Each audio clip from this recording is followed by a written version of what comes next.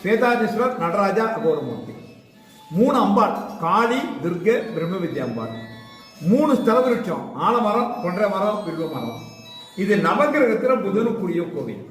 நீங்க காசியில் போய் கங்கையில ஸ்நானம்னா என்ன புண்ணியம் உண்டோ அந்த புண்ணியம் தமிழகத்தில் 6 இடத்துல உண்டு. திருவெண்காடு, திருவையாறு, மயிலாடுதுறை, ஸ்ரீவாஞ்சியம், திருவிடைமருதூர், சாயாவனம். அதுல இது முதன்மையான கோவில். வீட்டில் பெரியவங்க இறந்துவிட்டா திதினா கொடுக்கணும்.